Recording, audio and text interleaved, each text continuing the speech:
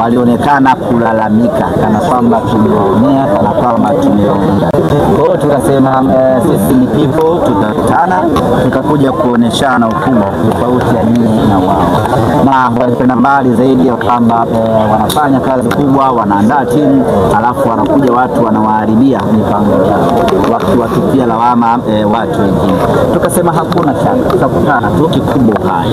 Leo hii tumekuja kumuonesha kwamba tuna uwezo wa kumfunga kifuli, tunaweza kumtawala, tunaweza kumfanyia ubaya ubwela mpaka mwenyewe tumepata ushindi na rekodi ikae sawa sawa. Huu ndio ushindi mkubwa zaidi katika ligi kuu msimu huu tangu kuanza kwa ligi kuu ya NBC 2024-2025. Wameshawahi watu kushinda, lakini ilikuwa ni 6-1. Hii ni 6-0. Maana yake ni kwamba Simba Sports Club tumeandikisha ushindi mnono zaidi, tumeandikisha ushindi mkubwa zaidi, na tumekuwa timu ya kwanza kupata ushindi mkubwa zaidi katika ligi kuu ya NBC msimu huu. Na kwa kifupi tu, ushindi huu wa leo tunasema kwamba tumewakomesha.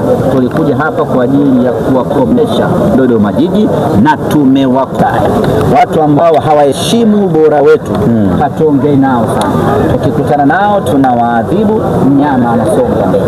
Msemaji Kibu Dennis magoli mawili kwa system. Ya, tunayo furaha kubwa sana hii leo. Kibu Dennis Prosper Mkandaji ametaka. Najua Kibu kazi yake ni kufunga kwenye michuano ya kimataifa. Simba Sports Club tuna apply kitu tunachoitwa Division of Labor and Specialization. Mambo ya historia. Uko vizuri, mgawanyo wa kazi na kujikita kwenye sehemu moja. Kwa hiyo mgawanyo wa kazi ambao Kibu Dennis tumempatia ni kufunga kwenye michuano ya kimataifa. Sasa ukiangalia kalenda michuano ya kimataifa iko mbali kidogo.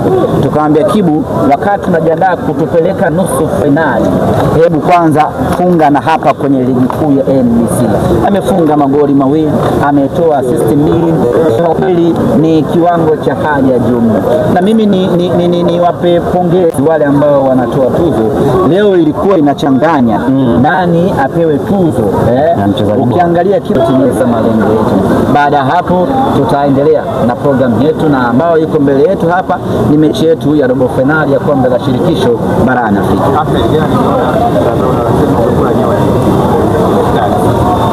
Kwenye iftari kuenda asimeniwakilisha wangu lakini ilikuwa ni kadi yako ile ya mwaliko. Uliahidi utaenda. Nitaenda siku nyingine. Na usema unaenda na msimu mwingine wataandaa tena. Leo tena umeandaa. Leo tena. Sasa leo siari. Ni muda ukiwa unaniruhusu nitaenda. Nitaenda.